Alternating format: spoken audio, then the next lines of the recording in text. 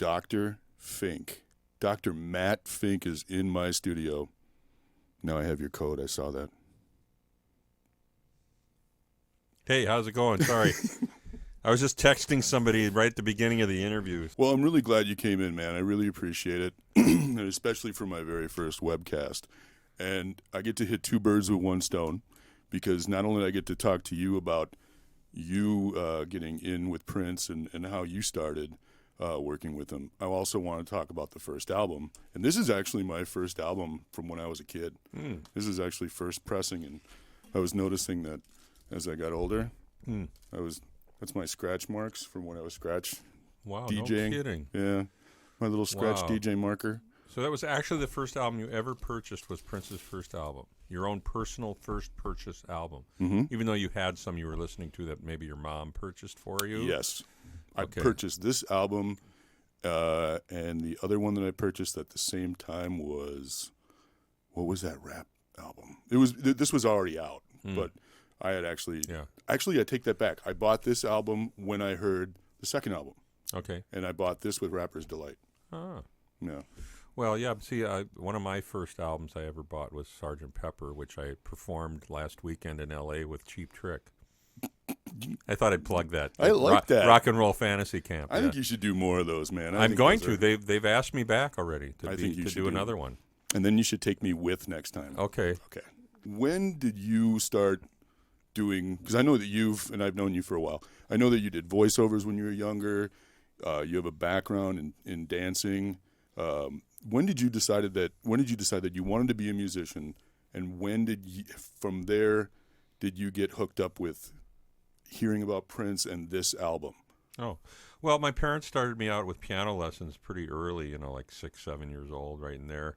Just the beginner stuff, like Mary Had a Little Lamb and all that, and then eventually moved my way up to starting to play some classical music. And by the time I was 12 years old, I was performing Mozart and Bach pieces and all that stuff. By 12? Yeah. Wow. Recitals, I was tackling some pretty interesting material by then.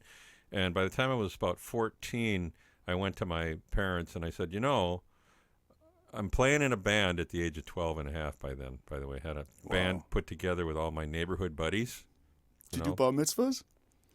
First gig was a bat mitzvah for a girl. No. Yeah, I swear to God. I was 12 and a half, special private bar mitzvah, bat mitzvah party, right? Not far from where I lived, actually. But anyway, so I went, by the time I was 14, I went to my dad and my mom. I said, I really want to learn rock and roll keyboard playing more so than what I'm doing. I mean, I want to really tackle the headier stuff. I was interested in Emerson, Lake and Palmer and Yes and all these progressive rock bands that were happening at the time. I was already playing the pop hits, Long Train Running by the Doobie Brothers and a lot of Hammond organ stuff going on, like Deep Purple, The first Smoke thing I on ever the Water, learned on the guitar, yeah. One of the first songs I learned on rock keyboard. So anyway, I said I want to learn rock, and then they said, well, why don't you study some jazz too? And I said, okay, yeah. So I knew of a good jazz teacher in town, so we hooked up with him and started working with jazz and all the way through my senior year of high school. So from the time I was about 14 to 18, I was studying under that teacher and playing classical still too. He still wanted me to keep learning some classical pieces while we were doing that. And then I was introduced to Prince. I was maybe barely 20 years old at the time. You guys were the same age, right? We were the same age. I was maybe 19 and a half, 20, somewhere in there. And Bobby Z, we knew each other because we both went to St. Louis Park High School together, even though he was 2 years ahead of me.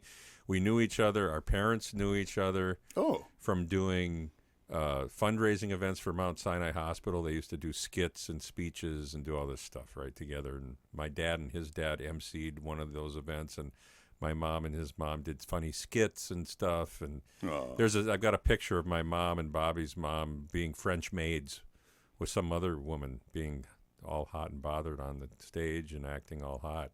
Really? Oh yeah, it's hilarious. You got to show me that. Yeah, I've got a picture. It's on my phone somewhere. So how long have you and Bobby known each other? Probably since I was about 7 years old. Whoa! Because we'd go over there. My mom would bring me over to their house when they'd have to, start working on these fundraising events together and doing their little skits and stuff. So I would go downstairs in their Rivkin's house, and they had like a little player piano down there, and Bobby had his drum set up down there, and we'd jam. I was about 12, because my brother played in a band before me, my older brother, and then he had his Farfisa organ for that, and then I inherited the Farfisa organ from him. What is that called? A Farfisa. Bless you. Yes. A chew. Yeah. The Farfisas are like an Italian electronic kind of, like a Vox Continental organ sound, kind of like that. Sure. It was kind of like that, you know. Okay. So back to when you guys were 19 or 20, who found Prince, or who found the whole idea? Well, Owen Husney sure. was Prince's first manager, and a gentleman by the name of Chris Moon, who met Prince and also co-wrote the song single off of the first album that we're talking about, Soft and Wet, the first single. Chris was instrumental on the lyrics for that, I believe. So Bobby was working as like an assistant intern for Owen Husney at that time, who was promoting some concerts and also had an advertising agency.